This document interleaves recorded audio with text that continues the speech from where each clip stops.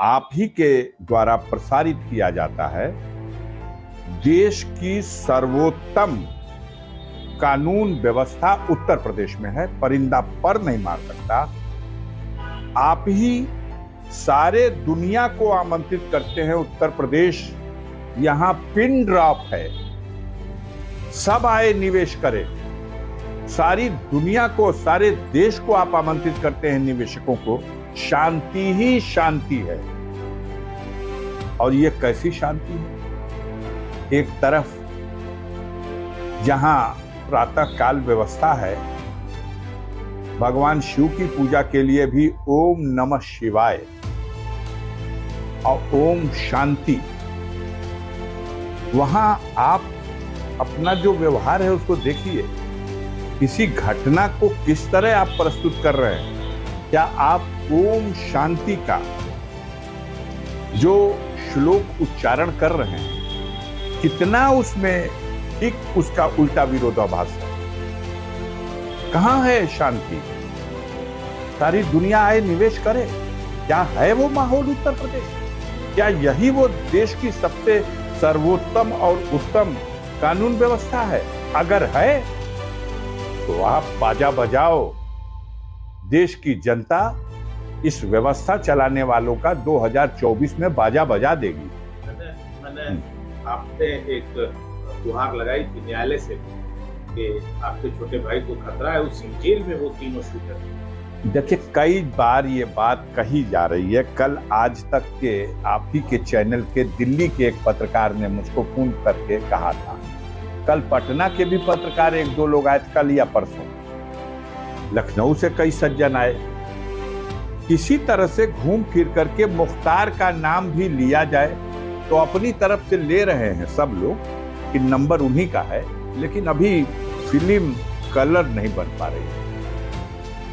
Colour film जब बनेगी जब अफजाल अंसारी से भी कहलवाया जाए कि उनकी जान को खतरा है। मैं आपसे बता रहा हूं कि षड्यंत्र तो हो रहे हैं, अब हुए हैं, अब होते रहेंगे, लेकिन ईमान इस बात का है कि मारने वाले से बढ़कर है बचाने वाला। और दिन जब तय हो जाएगा तो घटनाक्रम सपने में भी किसी ने न सोचा रहा हो, घट गया। अनहोनी है जो घटना हुई उनके साथ। लेकिन अगर इसकी निष्पक्ष जांच होगी तो आप भी हो, मैं भी हूं। ये सारी स्क्रिप्ट अब पहले से तैयार थी। इतने शानदार वो वेपन जो मिले, और वो 3 ही मारे हैं। हमें तो कोई बता रहा था कि 5 लोग शूट किए, 3 के लिए ये भूमिका थी, जैसे सबके काम बांटे गए थे। उनमें 3 के लिए ये भूमिका थी, उनका ये रोल था कि तुम लोग जल्दी जल्दी जय श्री राम का नारा भी लगाना और सिलेंडर भी करना, और जब वो गिरे पड़े हों मरणासन स्थिति में तो दौड़ दौड़ के उनके ऊपर भी फायर भी करना, ताकि जल्दी जल्दी फिल्म भी बना के दिखाया जाएगा यही तीनों हैं, यही तीनों। और एक के सिपाही 2 आदमी को अखबारी में ऐसे पकड़े जैसे कबड्डी का मैच खेल रहा। तो ये अभी जो असली उसमें जो शूट करने वाले थे, ये तो तीनों थे ही, इसके अलावा भी थे। ये जांच का विषय है कि उस समय, उस दिन किसके जिम्मे कानून व्यवस्था थी। देश के वरिष्ठतम वकील ने कहा है, एक हत्या अतीक अहमद और उनके छोटे भाई अशरफ की हुई, और दूसरी हत्या कानून व्यवस्था की हुई। और आज ही मैं देख रहा था, इस पर भी किसी दार्शनिक ने आज ही कहा है कि वो जो जनाजा था वो अतीक अशरफ का जनाजा ही नहीं था, वो हमारे देश की कानून व्यवस्था का जनाजा था। हमें शर्म ना आए, हम बेशर्म हैं। हमें बेशर्म बनाने के लिए आप ही लोग हैं। हमारी बेशर्मी को भी आप हमारी उपलब्धि बताते हैं। अरे साहब, आप तो बाप रे बाप, इसी तरह बाजा और गाजा बजता था रावण के अहंकार का भी, कंस के अहंकार का भी। इसी तरह का जब भी सत्ता की ताकत पर इस तरह की घटना को कोई न्याय कहता है तो कहीं ना कहीं ऊपर सबका भी मालिक बैठा हुआ है, हर हुकूमत का हाकिम भी बैठा है। उस पर जो राजनीतिक बयान आ रहे हैं उसको क्या? अब राजनीतिक, अब हम लोग कहाँ हैं? हम का विशेषरगंज के मिर्चा के व्यापारी हैं? आप हमसे पूछेंगे तो हम बयान देंगे तो कहिएगा राजनीतिक बयान आ रहा, फिर कहिएगा भड़क गए थे, फिर कहिएगा अड़क गए थे। अब तो जुमले आपके हैं। राजनीतिक व्यक्ति से आप पूछ रहे हैं तो बयान किसका आएगा? किसी का बयान नहीं आ रहा। आप जाके पूछते हो प्रोफेसर राम गोपाल यादव से, आप जाके पूछते हो माननीय अखिलेश सिंह यादव से, आप जाके पूछते हो जिससे आप पूछना चाहते हो। नहीं, लोगों ने सुरेश खन्ना से पूछा, गिरिराज सिंह से भी पूछा, बहुत सारे सब लोगों से पूछा, सब लोग बोल रहे हैं, सब बोल रहे हैं अपनी विफलता को, किसी की विफलता को आप उपलब्धि बता दो। आप ही तो आंकलन कर रहे हो कि इसका फायदा मिलेगा कि नहीं। मरवाओ, अगर फायदा मिल रहा मरवाने से, फायदा मिल रहा लोगों के घर गिराने से, अब तो पता 24 में लगेगा। इसका राजनीतिक लाभ आगामी लोकसभा में मिलने वाला है किसको?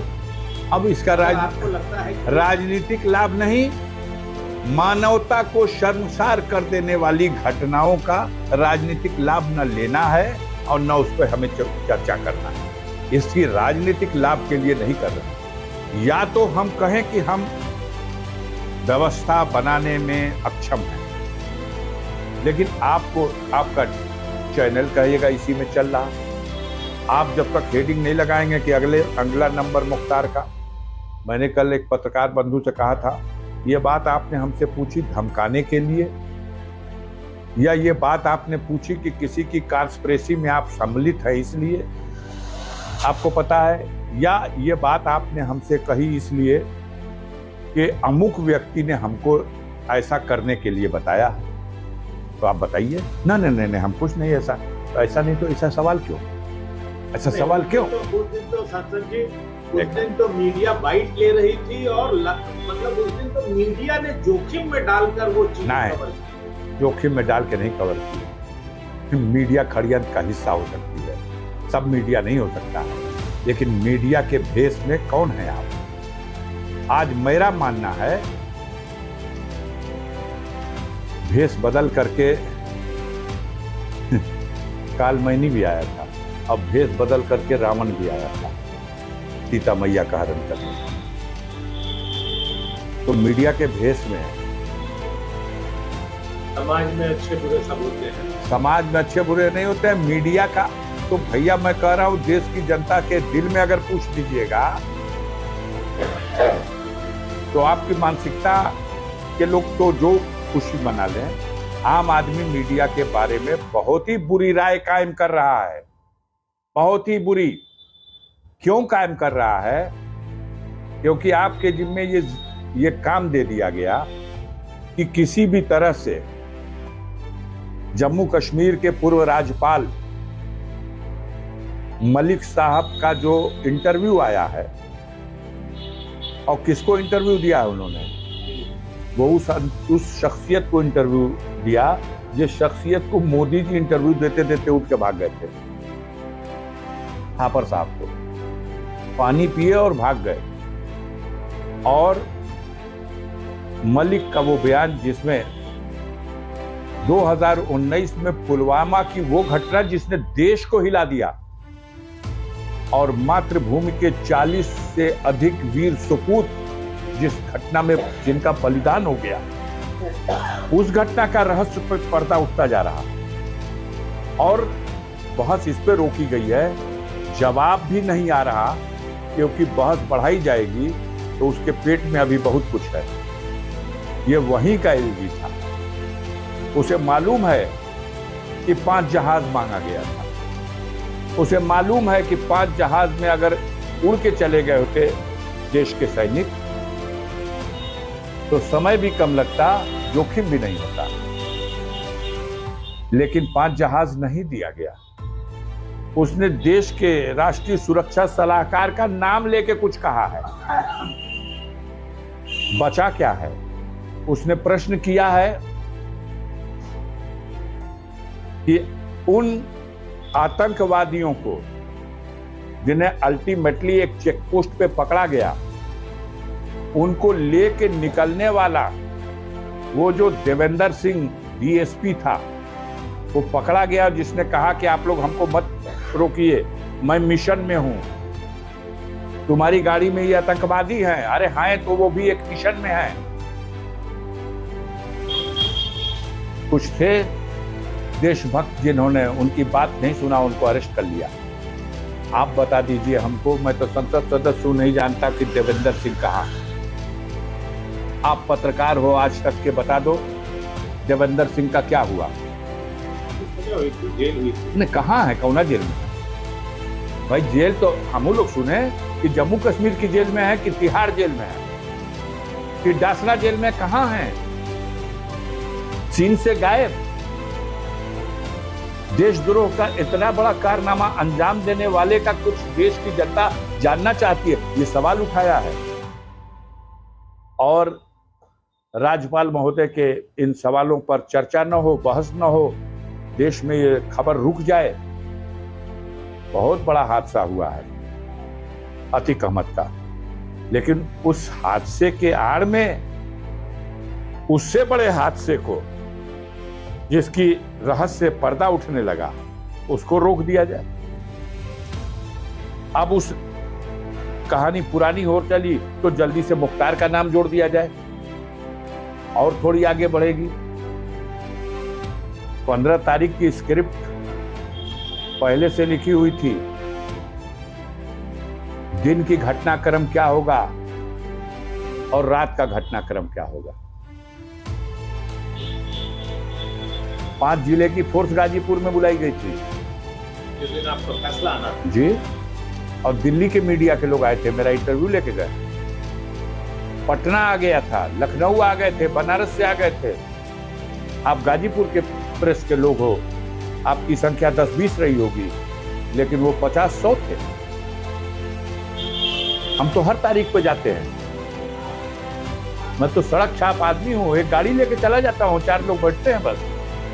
कोई बता रहा था कि आप जो है वो अपने सामान लेकर आए थे गाड़ी में, कि आपको शायद अब वो फैसला जब सुनने जाता है तो आदमी जिस तरह की परिस्थितियां उत्पन्न होंगी उसके लिए तैयार होके जाना कोई बुरी बात नहीं है।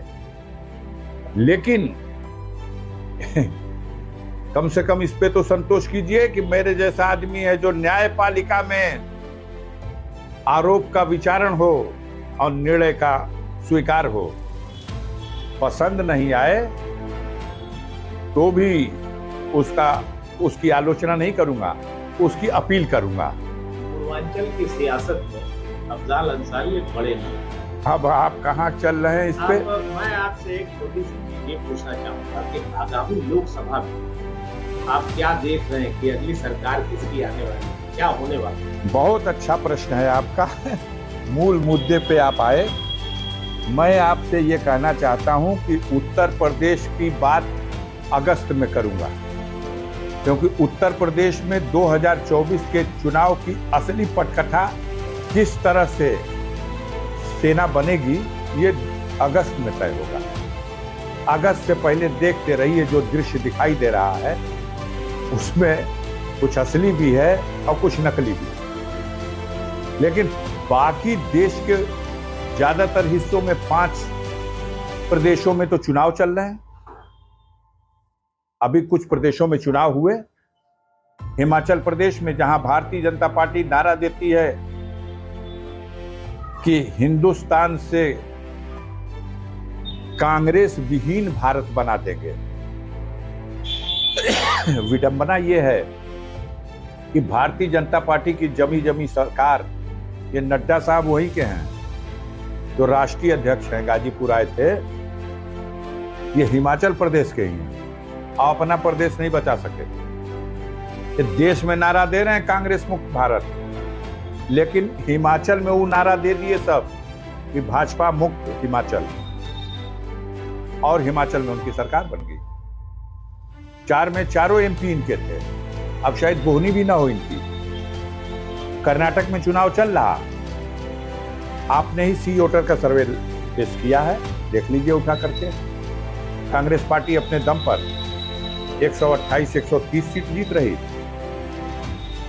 जेडीएस अलग से 20 से 30 सीट जीत रही, और भारतीय जनता पार्टी की औकात 62 से लेकर और 75 के बीच। आपके सर्वे असलियत तो इससे भयंकर है। वो कर्नाटक जहां 28 सीटें हैं लोकसभा की, जिसमें 26 सीट अकेले मोदी जी के कैंप में थी।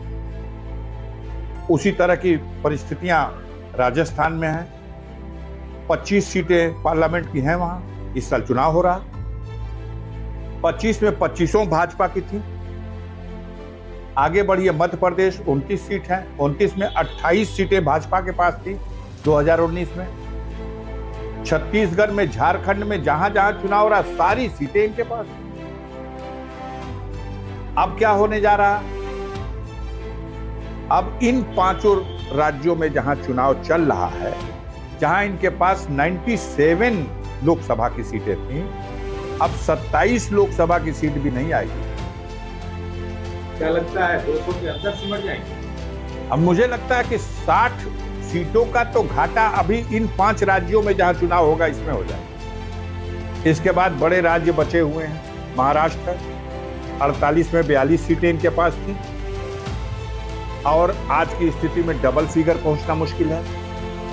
अगर गडकरी साहब के लिए कोई दरिया दिली दिखा दिया अपने अहंकार में भाजपा नेतृत्व के लोगों ने, तो 5 सीट भी जीतना इनको महाराष्ट्र में मुश्किल हो जाए। वही परिस्थितियां बंगाल की हैं, 18 सीटें इनके पास थी, 2 सीटों में सिमट जाना है। बिहार में 40 सीटों में 39 इनके पास थी। जो हालात बिहार के दिखाई दे रहे हैं, जिस तरह प्लेटफॉर्म बना है, अंडर 5 स्कोर हो जाए। उत्तर प्रदेश में क्या लगता है? उत्तर प्रदेश में अभी तो हम कहते हैं 80 सीट है, 81 सीट भाजपा के खाते में लिख दीजिए, इससे ज्यादा तो नहीं। 66 तो पहले ही मिली हुई है, इस बार 81 लिख दीजिए। लेकिन कहां का घाटा पूरा करेंगे यूपी से? कर्नाटक का घाटा, कि महाराष्ट्र का घाटा, कि राजस्थान का घाटा, कि बिहार का घाटा, कि बंगाल का घाटा? कहां का घाटा? मतलब आपके कहने के अनुसार आज की डेट में मेरा कहना है कि अगस्त में वो तस्वीर सामने आएगी कि ये सब कुछ काम नहीं आएगा। सर अगस्त नहीं, क्यों अगस्त क्रांति? अगस्त भारत के राजनीति में किसी क्रांति के लिए एक सबसे शुभ मुहूर्त अगस्त को माना गया है, और हमारे उत्तर प्रदेश में और खास तौर से पूर्वांचल में अगस्त क्रांति के लिए एकदम, आपको मालूम है देश में क्रांति बाद में हुई, देश आजाद हुआ 47 में, और उत्तर प्रदेश का ये पूर्वांचल 42 में 18 अगस्त को झंडा कांग्रेस का लहरा दिया और ब्रिटिश हुकूमत का झंडा जला दिया चिन्ह।